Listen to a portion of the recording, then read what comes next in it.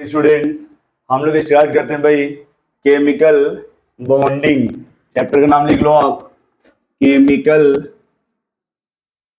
Chemical bonding. ठीक है, अब देखो ये जो केमिकल बॉन्डिंग है इस चैप्टर को क्यों पढ़ा जाएगा भाई, या कोई भी एटम बॉन्ड क्यों बनाता है। ठीक है, पहला पॉइंट यही आता है कि भाई केमिकल बॉन्डिंग क्या है, या कोई भी एटम बॉन्ड क्यों बनाता है। ठीक है, तो बॉन्ड का फॉर्मेशन क्यों होगा, टू अचीव द, देखो बॉन्ड बनने का दो रीजन होता है, बॉन्ड बनने का दो रीजन होता है। ठीक है,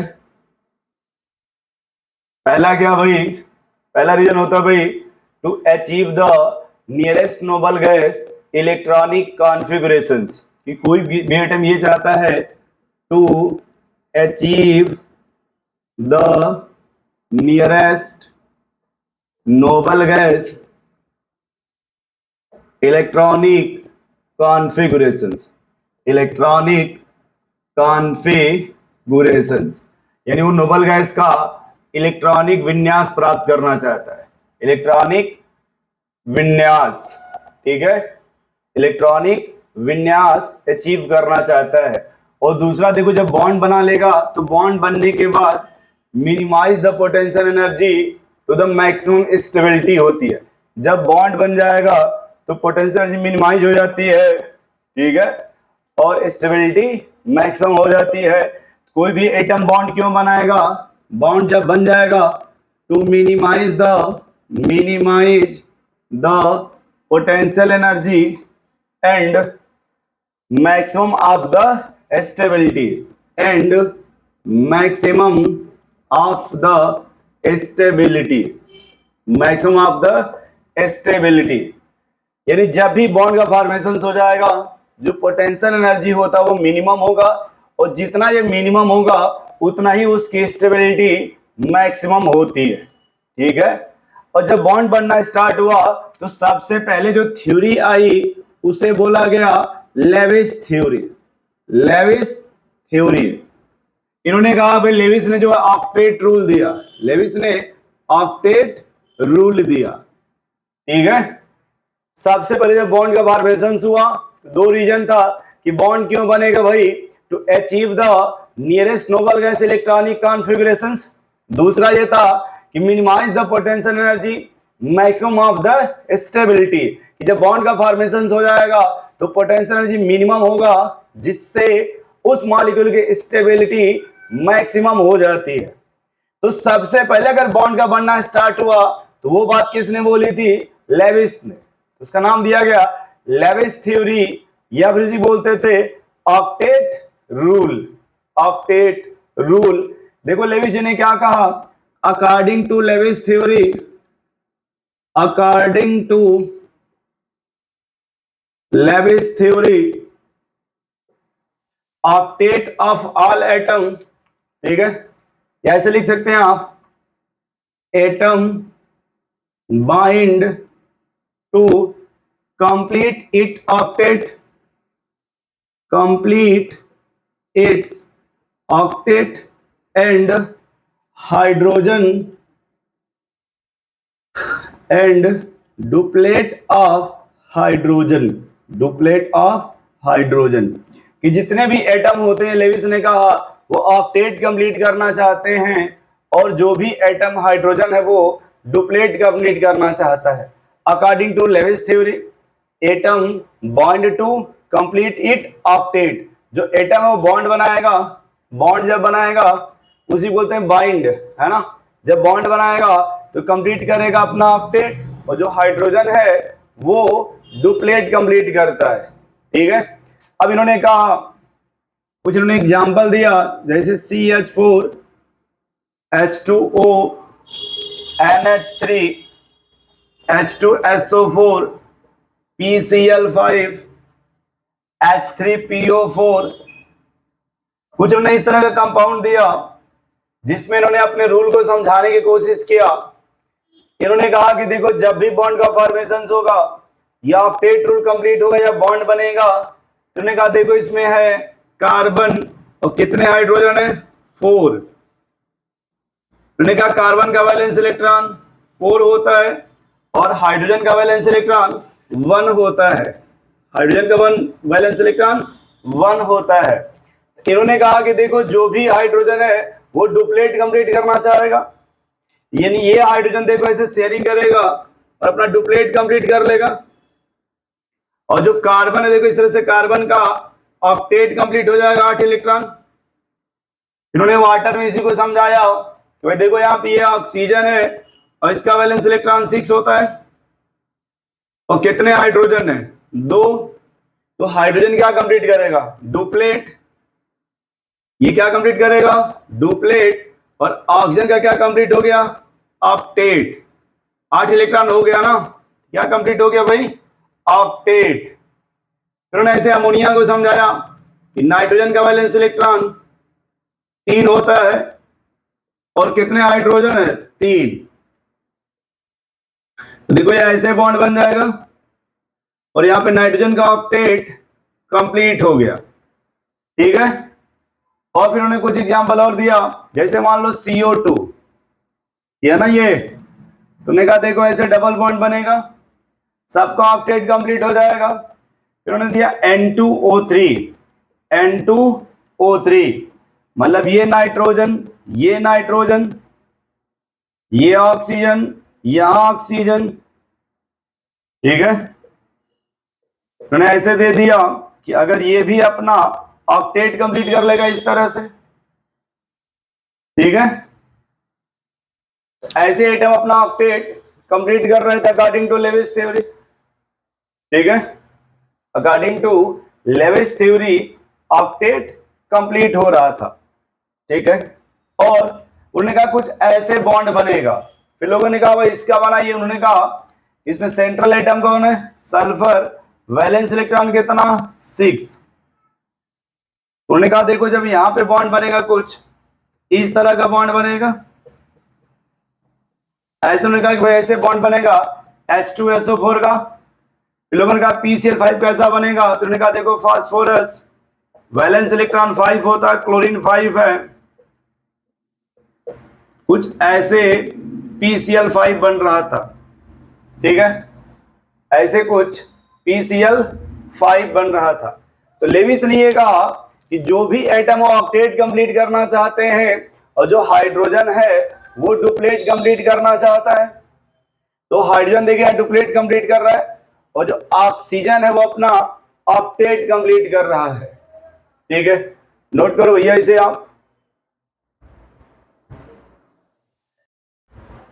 अब देखो फिर अगला लेक्चर ये कहा और इसको रफ कर दिया जाए, तो बॉन्ड क्यों बनता है भाई, to achieve the nearest noble gas configurations, और दूसरा to minimize the potential energy maximum of the stability. तो बॉन्ड के बारे में सबसे पहले एक्सप्लेनेशन किसने दिया भाई लेविस ने। इन्होंने कहा कि जो भी बॉन्ड का फॉर्मेशन होगा वो इलेक्ट्रॉन के शेयरिंग के द्वारा होगा। उसके बाद उन्होंने ये कहा कि जब बॉन्ड बनाना स्टार्ट करोगे तो सबसे पहले जो आपको रिक्वायरमेंट होगा वो सेंट्रल एटम का, सबसे पहले जो रिक्वायरमेंट होगा वो किसका होगा सेंट्रल एटम का। जब भी आप किसी में भी बॉन्ड बना करके जब उसका स्ट्रक्चर ड्रा करोगे तो सबसे पहले आपको ये शो करना होगा उसमें सेंट्रल एटम क्या होता है, ठीक है, सेंट्रल एटम क्या होता है। तो इन्होंने कहा देखो कि ये हुआ कोई बहुत से डिफरेंसेस थे सेंट्रल एटम का। सबसे बेस्ट ये था less electronegative atom, less electronegative atom, ये सबसे बेस्ट एक्सप्लेनेशन दिया था। दूसरा इन्होंने कहा minimum number of atom, minimum number of atom. Third इन्होंने कहा maximum valency, maximum valency. Fourth उन्होंने कहा hydrogen and fluorine never central atom, hydrogen and fluorine never central atom, है ना। इन्होंने कहा कि हाइड्रोजन और फ्लोरीन कभी भी सेंट्रल एटम नहीं होगा। नोट कर लो भैया यहां पे, तो सेंट्रल एटम क्या होगा, लेस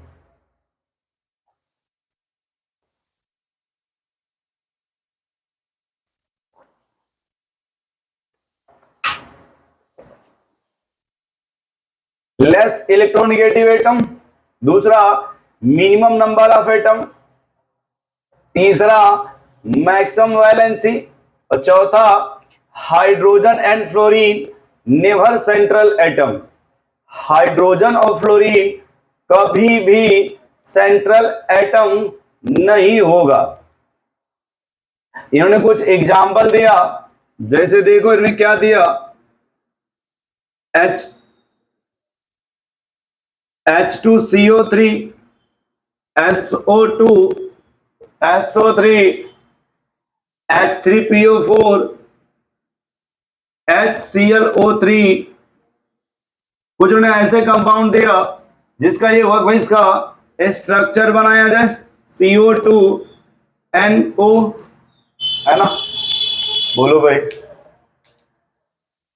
देखो कुछ उन्होंने कहा कि ऐसे अगर हमें दे दिया हो तो देखो इसका स्ट्रक्चर कैसे बनाएंगे। जैसे आप देखो, आप H2CO3 है ना, तो इसमें सेंटर में कौन होगा, कार्बन, कितने ऑक्सीजन है 3, कितने हाइड्रोजन है 2। लेविस ने कहा कि जो हाइड्रोजन है वो डुप्लेट कंप्लीट करेगा क्या, देखो ऐसे, और ऑक्सीजन देखो ऐसे ऑक्टेट कंप्लीट करेगा इस तरह से, ये बन जाएगा H2CO3।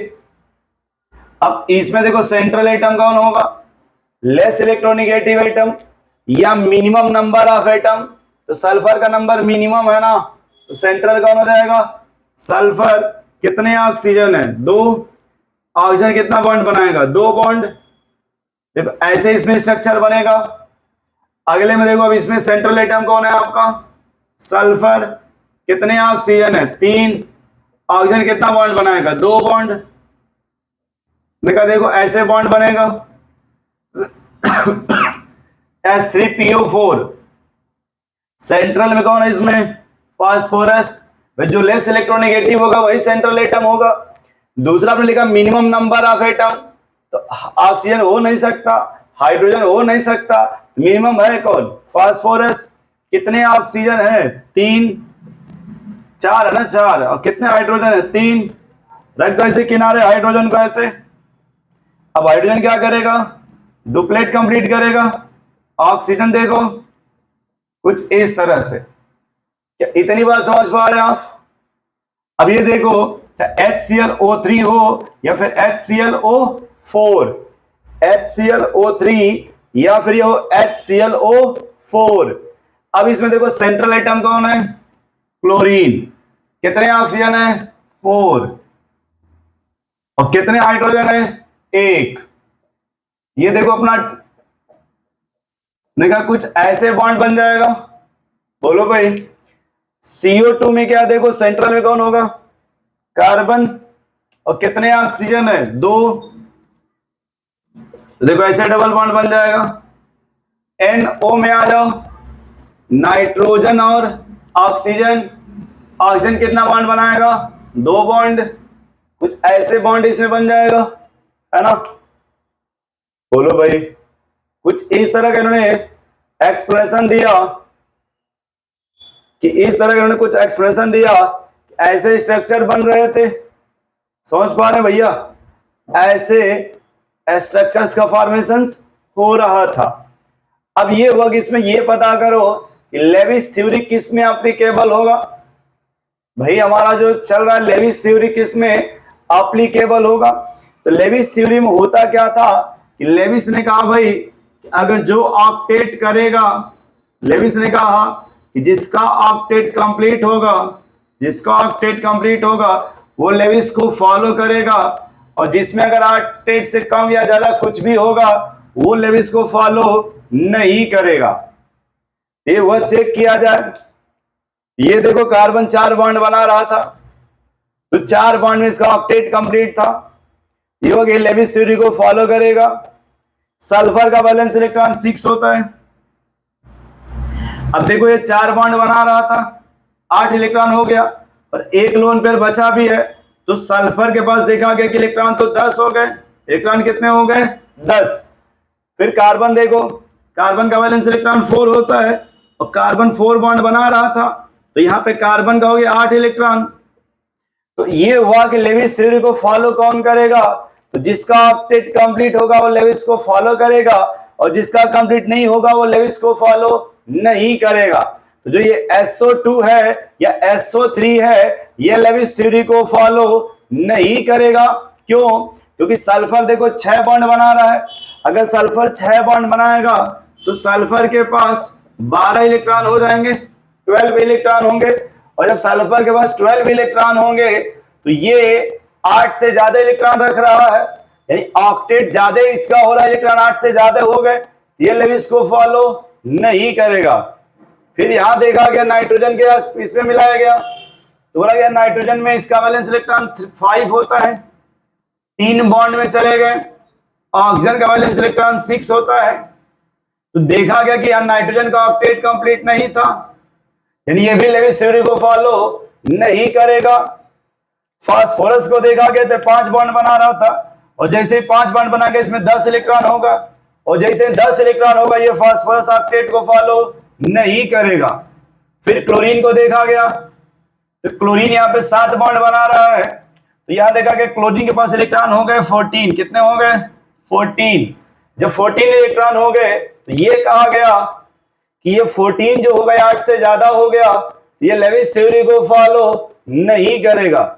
ये लेविस थ्योरी को फॉलो नहीं करता, ये लेविस थ्योरी को फॉलो नहीं करता। लेविस ने एक ही बात कहा था, जिसका ऑक्टेट कंप्लीट होगा वो लेविस थ्योरी को फॉलो करेगा और जिसका ऑक्टेट कंप्लीट नहीं होगा या कम ज्यादा कुछ भी होगा वो ऑक्टेट फॉलो नहीं करेगा, यानी वो लेविस थ्योरी को फॉलो नहीं करेगा। अब देखो एक एग्जांपल मिला जिसका नाम था सल्फर। ये हुआ कि सल्फर का कौन सा कंपाउंड बनेगा जो लेविस को फॉलो करेगा, तो उसमें मिला SCl2 सल्फर डाइक्लोराइड, जो पिछले बार नीट में पूछा गया है कि सल्फर का जो SCl2 होता है ये लेविस थ्योरी को फॉलो करता है, जिसमें इसका ऑक्टेट कंप्लीट होता है, 8 इलेक्ट्रॉन होता है।